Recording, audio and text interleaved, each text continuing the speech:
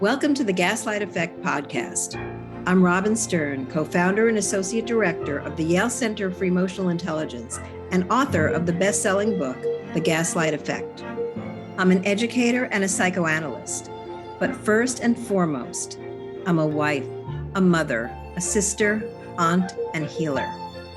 And just like many of you, I was a victim of gaslighting. Please join me for each episode as I interview fascinating guests and explore the concept of gaslighting. You'll learn what it truly means to be gaslighted, how it feels, how to recognize it, and how to understand it, and ultimately, how to get out of it. Before we begin, I want you to know that talking about gaslighting can bring up challenging and painful emotions.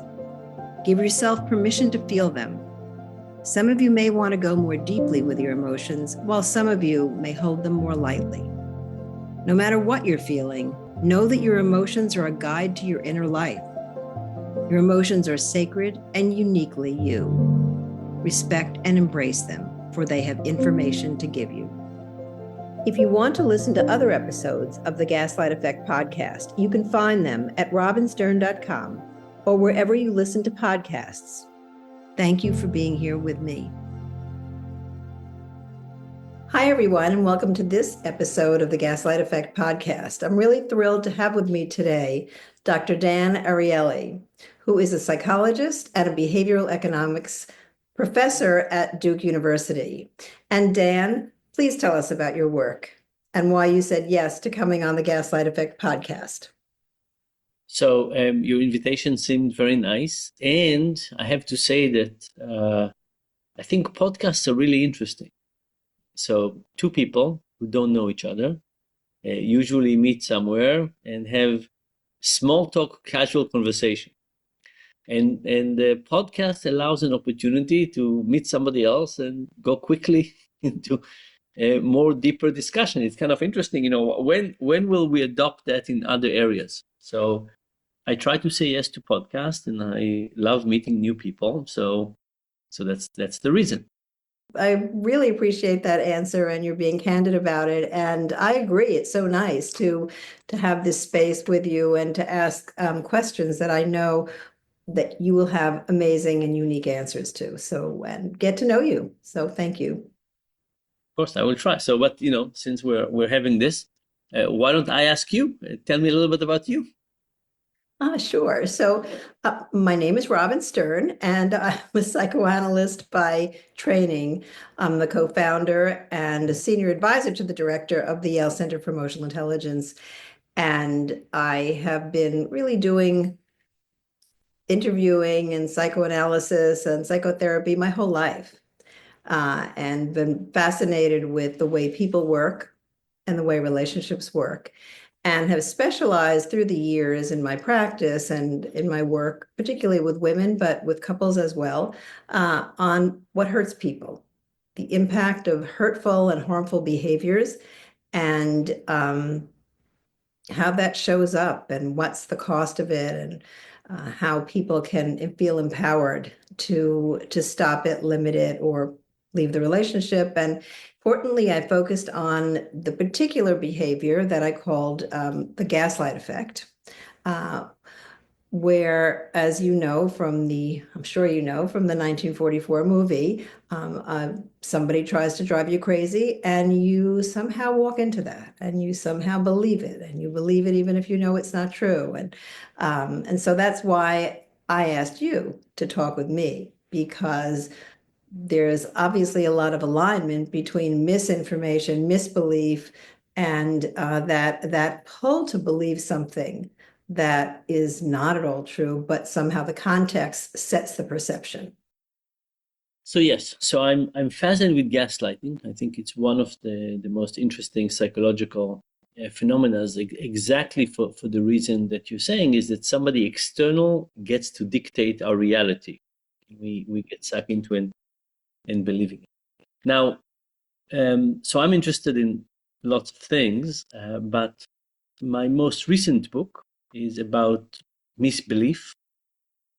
And it's really about how normal, kind, smart, wonderful people adopt an alternative view of reality.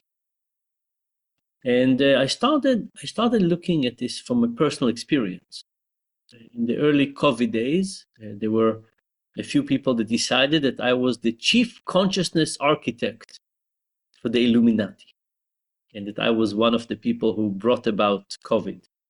Initially, that I was part of the design. They said, how could the world have been so compliant? How can so people believe this? And so on.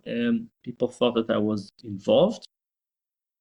And they also predicted that I would be involved in the vaccine. They predicted I had a contract with the vaccine companies, all kinds of things like that. Who were this group of people? So the people who ended up believing the COVID conspiracy ended up being quite a wide range of people, and they came up from different parts of the world. But we'll talk about their psychology in a second, and you'll tell me how it looks. And the beginning was very tough. Death threats, people sending me videos of them burning my books, was very, very tough. And then about a month into it, I spent about a month trying to convince them that I wasn't this evil person that they thought, and I failed miserably. I almost convinced one person, but it was really a terrible, terrible waste of time. And then I said, okay, I'm not successful in convincing anybody, but as a social scientist, I need to understand what's going on. And it's such an amazing phenomenon. If somebody comes and tells you, oh, I believe the world is flat or whatever, you could say, okay, that's interesting.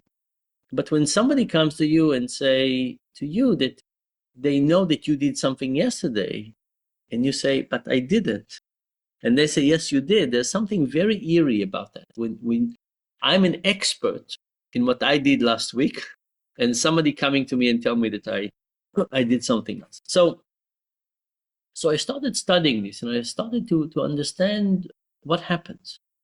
And I'll tell you the final analysis, and then we'll go into the details, is that it's not about us versus them. It's about people in a very stressful situation. And I don't mean the kind of stress that says, gee, I have 1,000 emails to go over, I'm not sure how I'll finish. I mean the kind of stress that says, I don't understand the world. What is this Chinese virus? Who are the Houthis? Why is this happening? Why is my fortune not as good as what my parents promised me? Why are some other people better off? And all kinds of things like that. And then that creates the need for people to look for an alternative story.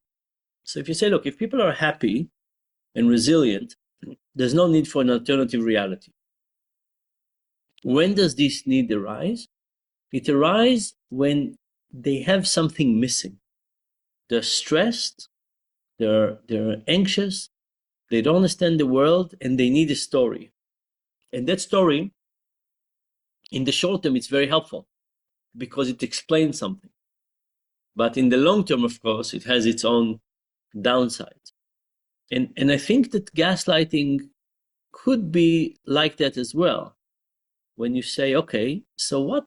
Gaslight could be just banned, but then people would not adopt that. Why are they adopting it in the beginning? And I suspect that it's similar. I think that people are saying, why is this person not with me? Why did this happen? I don't understand what had happened. And the gaslighting provides a short-term answer. So I agree, and I'll add to that. In that moment, the gaslightee wants to be aligned. So there's this drive to be aligned, this drive to join the person who is conveying that reality, and in fact, even insisting on that reality. And we are, most of us are used to at one time or another accommodating. So it's not that unfamiliar to accommodate or even to question.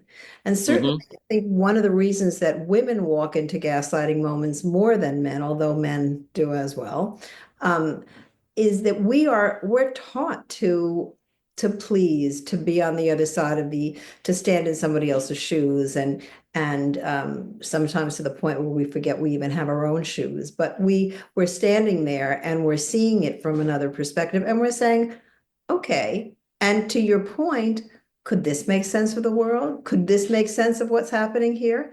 And if what also makes sense is for us to be aligned, and you don't have skills to manage your discomfort from all that stress in the moment, then you're likely to say, you know what, you're right. So kind of the psychological perspective here is to say, when you see things that don't make sense, you could say they're crazy, or you could say they might make sense in some other way, at least in the short term.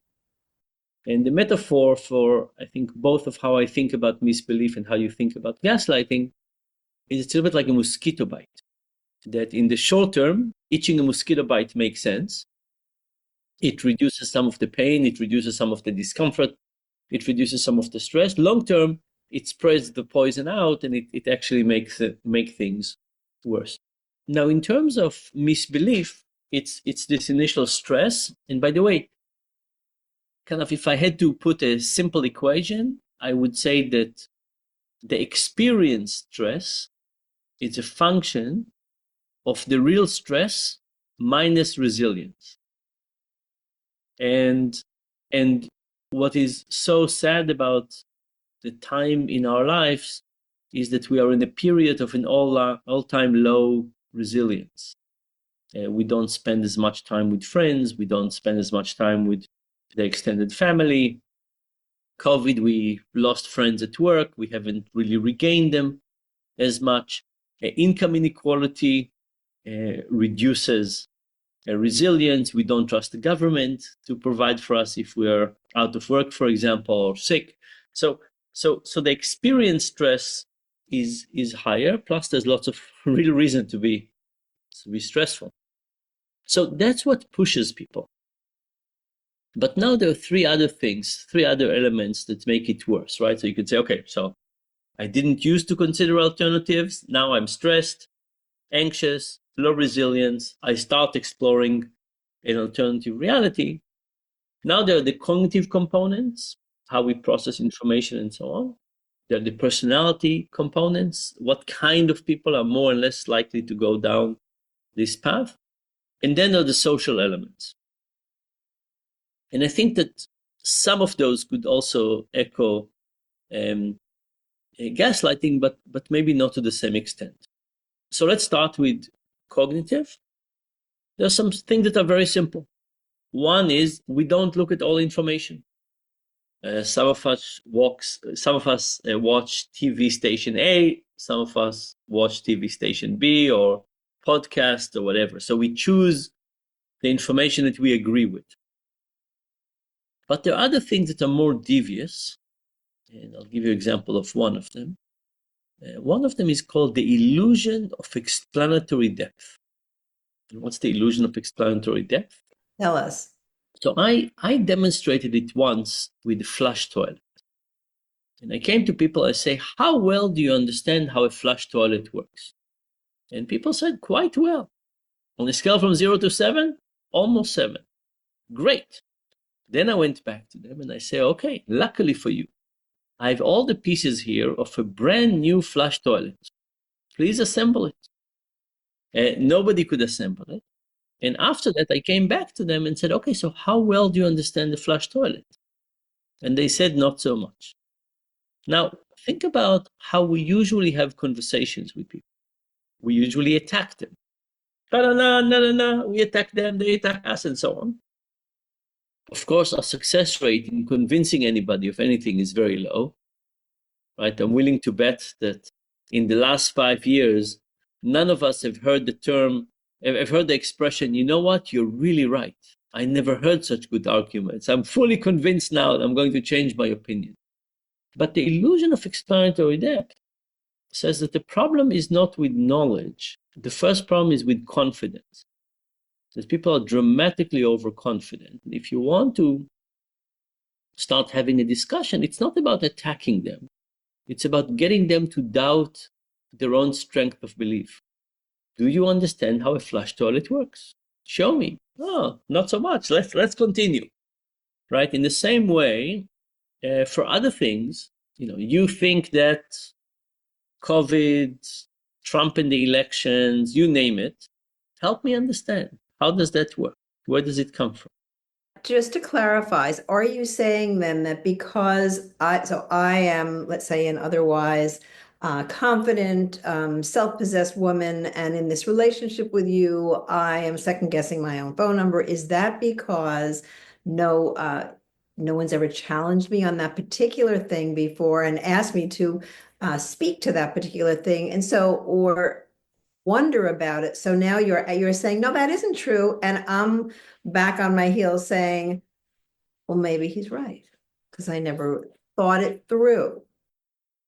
So, so what I'm saying is that in the domain of convincing people about different opinions, okay, so let's talk about, I don't know, any topic. Let's say whether it's a good or a bad idea to have kids learn financial literacy in school, whatever. And if I wanted, you have an opinion and I have a different opinion, and I want to convince you of something, I'm saying that the first step is not to attack you, but to ask you, how does this really work? How would financial literacy actually improve things or don't improve things, right? So going underneath in the same way that how does this flash toilet works helps to say, okay, so maybe I don't understand, right? So if you say, we need to do this in the schools, and I say, okay, how would it work if we did that? Help me understand.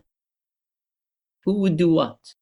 How will it translate into better kids, better educated kids? And at some point you would say, you know what, I'm not so sure.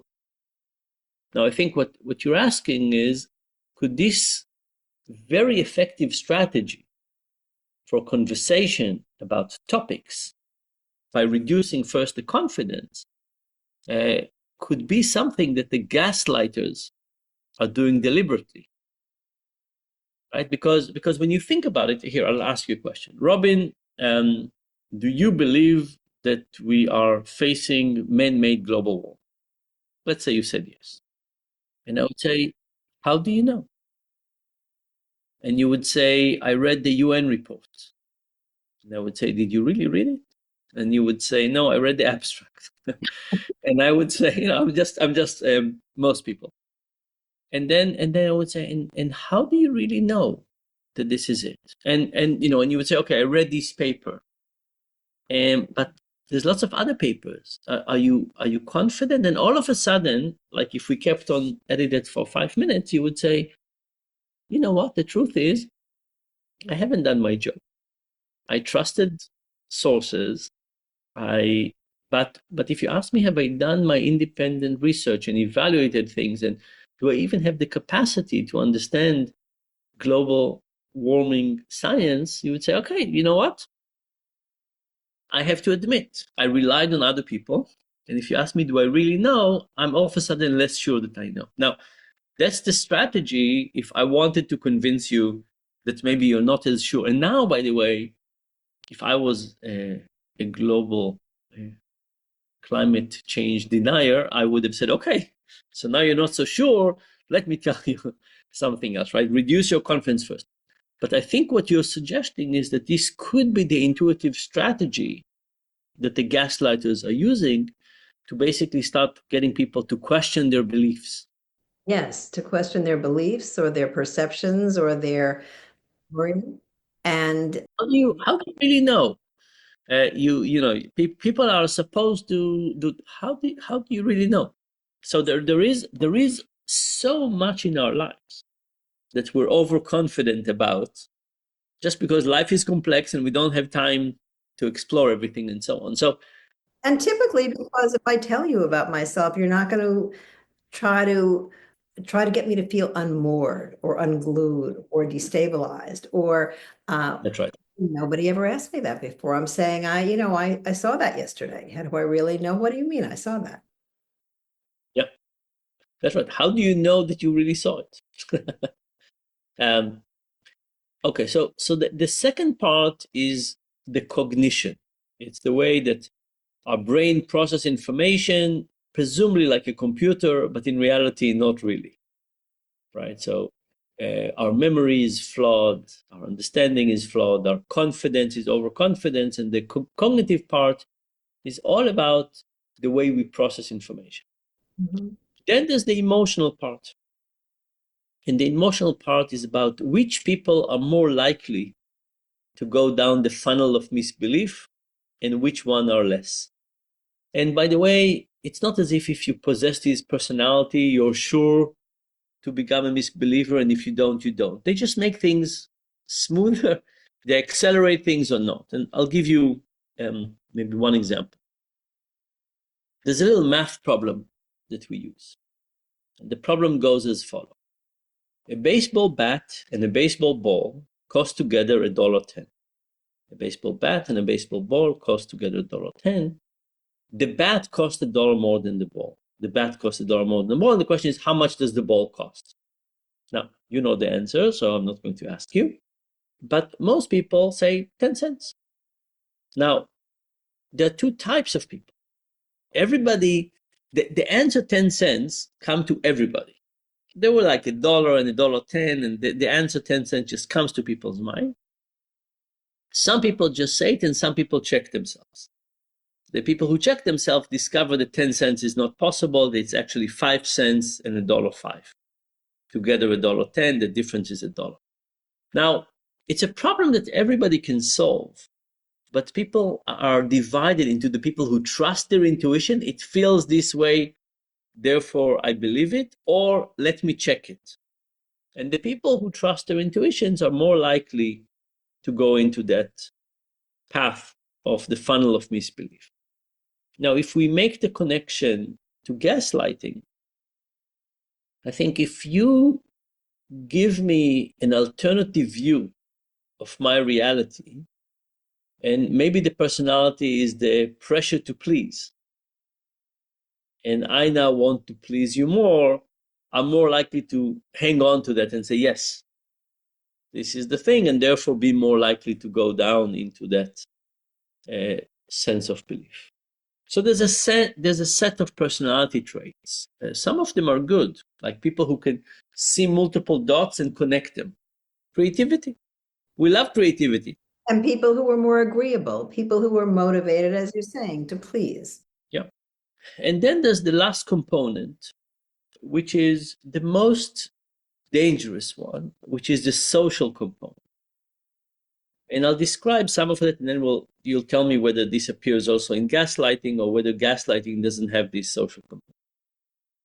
So the first thing is that the people who start believing in alternative reality get rejected by standard society. Think about the US. If you're pro-life or pro-choice and you meet somebody from the other side, they can't but express their disgust. It's visible. You feel rejected. There's no way to feel, we're just the same.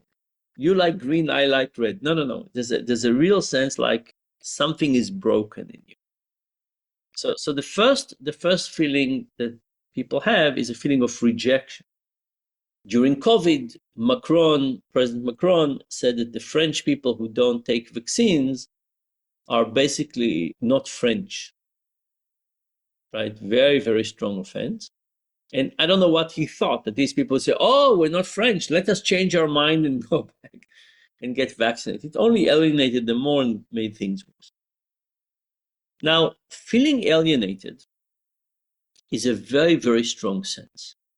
It's a very powerful emotion. And the research on this is amazing. The guy who started the research on this described that he was walking in the park with his dog, and he sees two people playing frisbee. They toss the frisbee back and forth, back and forth. All of a sudden, the frisbee falls next to his feet. He picks it up, he throws it back to them, and to his surprise, they throw it back to him. And for a few minutes, the three people play. And then they stop throwing the frisbee to him. And he just stands there, waiting, not getting the frisbee. And he says he felt very rejected, very ostracized. Then he went ahead and he designed some really interesting experiments in which he replicated this idea. He got a participant to come to a lab next to a little garden. The participant came on a particular hour, let's say 10 a.m. They open the door and they say, sorry, we're 10 minutes late. They closed the door and there were two other, presumably participants, waiting. But those were not real participants. They were two research assistants working for the research. One of them picks a ball and they toss it between the three of them for 10 minutes. At the end of the 10 minutes, they open the door and they call the participant and they test the participant on a set of things. We'll talk in a second one. The second condition, the same thing. They come, sorry, we're 10 minutes late. One of the research assistants picks up the ball. They toss it for 5 minutes, not for 10, for 5 minutes. And then for the other 5 minutes, they toss it between the two research assistants and the participant just waits. Nothing happened. They feel ostracized. They open the door, they call them in. What's the difference between the people who played for 10 minutes versus the people who played for 5 minutes and then were ostracized for 5 minutes? Huge difference. Huge difference. And the difference is that almost everything good about humanity goes down. People are less helpful and less generous and less optimistic, and everything bad goes up. They cheat more and they steal and all of those things. So being ostracized, even for a short time, is a very, very powerful motive. So we said people get rejected, they get ostracized, and then what happened is that they go ahead and they look for a community that would love them. So I'll give an example for this. There was a guy who wrote a post about me. And you know how with cows, when they raise cow for beef, there's like a whole process where the cow goes to its death and it doesn't know and they kill it. And I mean, it's a terrible, terrible story. But this guy described me as creating that for humanity. So he said that I'm leading people to their death without them knowing, and once they will know, it will be too late. Anyway, he described that in depth, and then he predicted that there will be Nuremberg 2.0 trials, and at the end I will be found guilty. And he asked his followers if they think I would get life in prison or public hanging. And people wrote their opinions. And what was so amazing is how many little hearts and hugs and flowers were in the people's comments, not toward me, of course, toward him. People congratulated him for his thoughtful comments and his insights and understanding the process and so on. And, you know, you and I know academic discussions. Nobody ever says anything nice to anybody, certainly not flowers or love. Why is it that these groups are full of positive things? Right? As we said before, misbelief is not for nothing. People adopt it for a reason. Such positivity is not for nothing. Why is it? It's because people feel so rejected by the outside world that they go into a group and the group helps them feel very much accepted. Sounds like a cult. It's the beginning of a cult, absolutely. And then there's the two other components. One of them is called Shibboleth. The story of Shibboleth is a story from the Bible. So there were these two tribes that had a difficult war. They settled on two sides of the river, but the river is very small, and people walked around from side to side in a while, and they wanted to find out if the people that they meet are from their tribe or the other tribe. And Shibboleth is the name of a plant, like a wheat. And the two tribes pronounced the name Shibboleth slightly differently. One of them said Shibboleth, one of them said Si-boleth. So imagine I walk around and I see you, I don't know you, I show you the plant and I say, hey you, how do you call this plant? If you call it the way that I call it, we're brothers, we're from the same tribe. If you call it the way the other tribe is calling it, then I need to chase you away or do something. Now, I use now that the term Shibboleth is a term for a discussion that looks like it's about the facts, but it's about identity. I show you the plant. I say, what's the name of this plant? Do I really care about the plant? No, I care about your identity. So, by the way, if you think about this lens of Shibboleth, it helps explain lots of things that are nothing to do with the truth. We're used to having discussions that are actually about the facts, but in fact, it's often about something else like identity, right? Here we are, we're anti-immigration, pro-immigration, pro-woke, anti-woke. The discussion is not just about the facts, it's about stating who we are. Reminds me of films. Do you remember the old film Annie Hall, where while they're having this conversation about artwork and museums, there's a subtitle going on about how he's attracted to her, and just, I mean, it's subtitle, right? Is that subject? That's right. Yeah. That's right. And then the last component is cognitive dissonance. And cognitive dissonance is basically this idea that we usually think that preferences cause actions, but cognitive dissonance says that actions can cause preferences. If we act in a certain way, we can say, oh, we acted this way, we must believe that as well. So if you can get people to post things online, pro-Palestinian, if you could get people to go to a couple of demonstrations, whatever you get them to do, their preferences follow after that. And anyway, so that's the package. The package is stress and low resilience. The package is cognitive biases, emotional personality sensitivity, and then the social process that is rejection, looking for acceptance, becoming more extreme, and cognitive dissonance, which cements the process. Which is, by the way, why from COVID vaccination rates are still low, and so on. So I think the question to you is, the way I've seen it so far is I thought that gaslighting has the first three components: stress, cognition, and personality. But I wasn't sure about the social process, because it's usually what I thought is that it's between a couple. So it doesn't have a support group, it doesn't have the shibboleth, it doesn't have, but maybe there are some elements of that as well. Certainly. So first of all, thank you for that. And I'm sure that it's fascinating for everyone listening. And there is very definitely sometimes an implicit social component in gaslighting. Well, everybody knows that you can't remember anything. And remember when we were at grandma's last night and all the cousins were there? Well, see the way they look at you. So there is some kind of social components and some kind of evoking that community that maybe you thought you belonged to, and now you suddenly in that moment feel alienated from because they were all talking about you.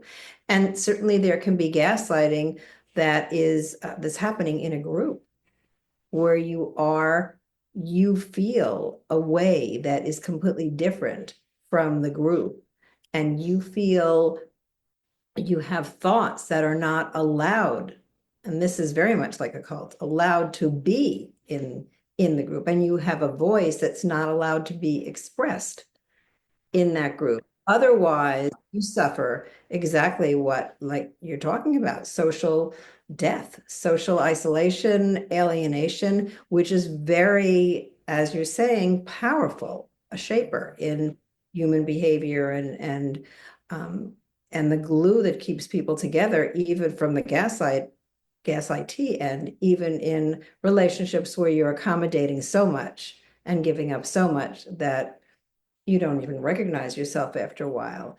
And I mean, I'm fascinated with the different components that you're talking about, because at the moment that somebody shifts, sounds like that shifting of, well, wait a minute, maybe he's right. Maybe that shifting is overdetermined by these various components that are operating at that same time, where no resilience, no resources.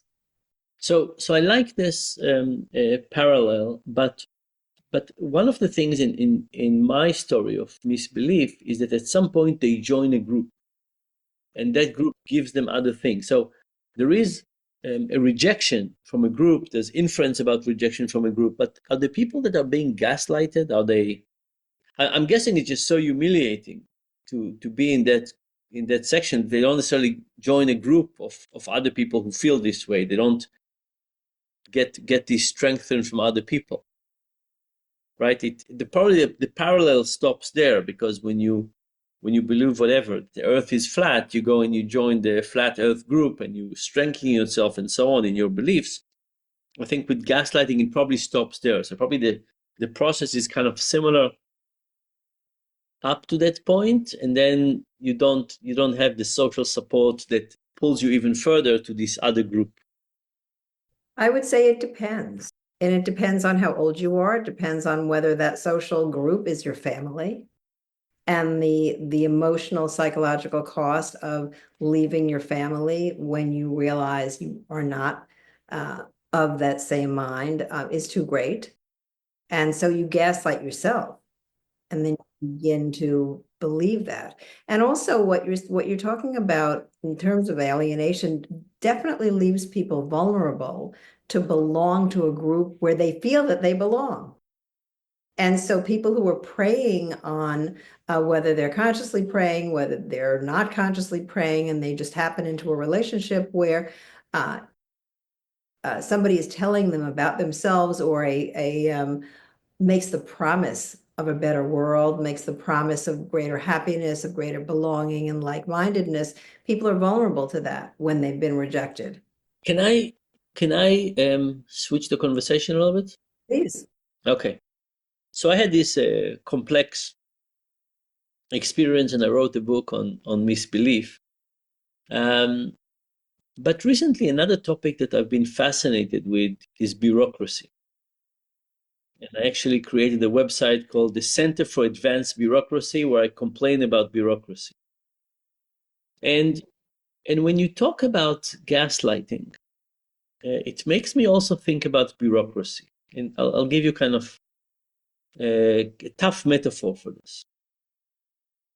So one of the things we saw in COVID was a dramatic increase in violence within families, especially against kids. And I did some research on that, and we tried to create a program to reduce violence against kids. And one of the things, very, very sad things I learned in the process, was that violence against kids is not just about the physical abuse, it's about the fact that it's given to them by the person they depend most on. So if you say, okay, let's say there's some physical abuse, it comes from a kid in their class, or from a parent, you could say, oh, the physical thing is the same, but from a parent, it's the person they depend the most on. And I think that bureaucracy is a little bit like violence within the family. So, I think about my university, for example, and, it's basically saying, we think we have a mission of research and teaching, but there's something within the organization that is fighting that is not allowing that to come. Now, there's no physical violence, but I'm wondering whether bureaucracy is a version of gaslight. Whether people who work in an organization that on one hand tells them, we want you to move forward, we want you to do all of these things, but at the same time are blocking any progress. So yes, and blocking the progress. And then when the people whose progress has been blocked complain about the blocking of the progress, that's where the gaslighting comes in, because then that's your problem. You don't feel like you can make progress here? Well, what are you doing? What could you be doing differently? But actually, it's not possible because we set the conditions where it's not going to happen. So it is. I think I can see gaslighting in romantic relationship, but I think that in the business world, it feels to me that it's the most similar metaphor is to bureaucracy, where it's this double message of saying, make progress, but we're not letting you do this. And you're doing what you're supposed to, but not really. And then, as you say, what's wrong with you? That spin. I mean, that's the one of the core elements, if not the core element of a gaslighter, helping you to spin or insisting that you spin your reality and seeking to sow seeds of doubt in your trust in your reality. And when you're living in a gaslighting culture where, I mean, I can remember many instances when my kids were going on their trajectories to colleges, and the high schools are saying grades don't matter. No, it's not about the grades. It's not about, it's about the goodness of fit. It's not, don't worry, don't pressure your kids so much. But everybody sitting there in the audience, every parent, no, that's not true. It's not, it's really not true. Yeah. But what's the point of speaking up? Because there is that kind of groupthink, or they're insisting on the groupthink, even though everybody in the audience is sitting there with their own subtitles. Not true. So going back to academia and bureaucracy. So if you say I want to be an academic and I want to keep my psychological health about me, I cannot surrender to this gaslighting. I need to basically say, your bureaucracy is terrible, and I'm not willing to admit that I could do things differently. I basically have to keep a very clear and sad understanding of bureaucracy. It's a reaction. It's a reaction. I don't know if it happens also in American businesses, but I think we have created a society where people don't care so much about progress, and they just don't want to make mistakes. And I think universities are extreme on that level. They just want, we don't want anybody to touch us, to say anything. We don't want, like, and plus lots of lawyers. And as a consequence, there's a lot of pressure to do nothing. And there's a lot of pressure to please everybody, which sometimes results in you can't really do anything, because Yeah. if you act in one way, you may displease someone. So what advice, let's say I came to you, so I'm in an abusive relationship with the university. They're telling me on one hand, do research, on the other hand, they're giving me a lot of bureaucracy. What would you tell me, kind of drawing on your experience in romantic relationship, of how to handle this? I don't want to leave the relationship, but I also don't want to lose my psychological well-being. What would you tell me to do? I would say that you know what your truth is. And if you can hold on to your truth and teach from what you know to be true, as long as there are certain parameters you abide by if you want to stay in the university. And then I think the real answer is, at what point do you feel like you're giving up too much of yourself to follow them? I think there's a lot of territory you can cover in your classroom, in your laboratory, in your research, that can be consonant with what you're trying to give your students and what you're trying to give the world, without violating the rules. And if that's not true, it may not be possible long term. But I think you would also say that uh, I should be very worried about this point in which I start buying into the position that I need to change. That maybe it's not bureaucracy that is slowing me down. That maybe I'm not doing something. Well, if you are thinking that, then I would be very worried, and I would suggest reading my book, because it really is about naming what's happening to you, and not just accommodating yourself to the external reality. I have a question for you. Yes. What's been the most surprising thing that you have found in your research? The most surprising? Across everything I've done? Well, maybe about misbelief, yeah, maybe about misbelief. About misbelief. Um, I think it's about how resistant people are to change once they get into the social component.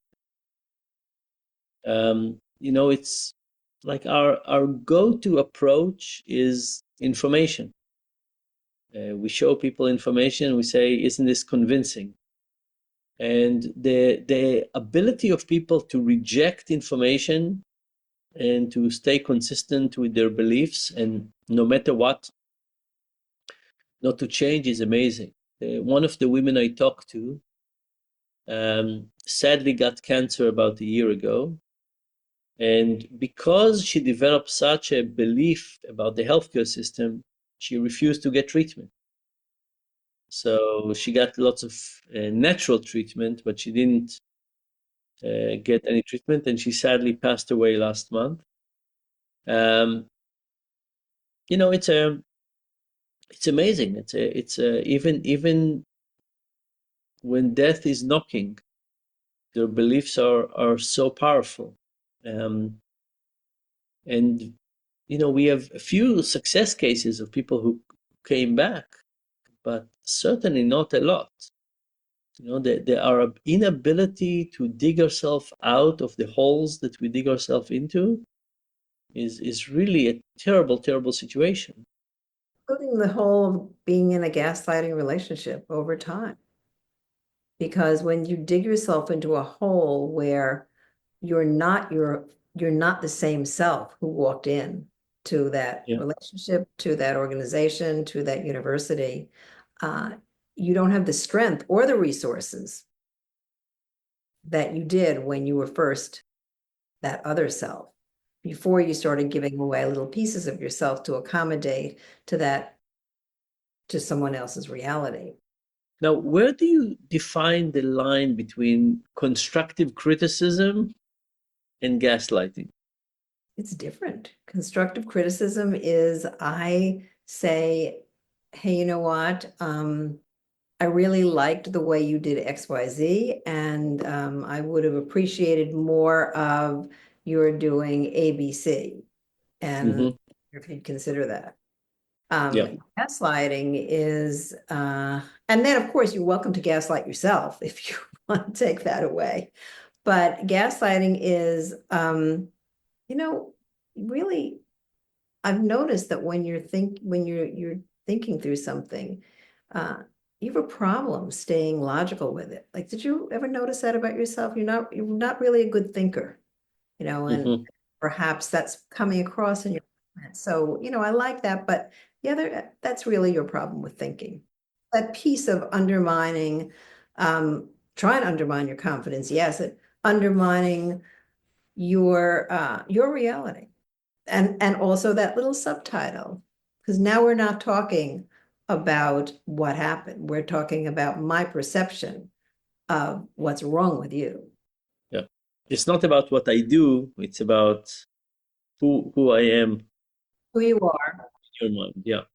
Exactly. And suddenly, were you to walk away from that conversation, you might be saying to yourself, you know what? Maybe she's right. Maybe I do have that problem and I didn't realize that. Yeah. And so you're no longer even thinking about the speech you gave or the class you just taught or whether I liked it or students would like it. You're thinking about, do you know how to think straight? And it needs to be something that we think is negative. So, for example, lots of people in the last few years have told me that they think I'm very naive. And I think it's true. I think it's true.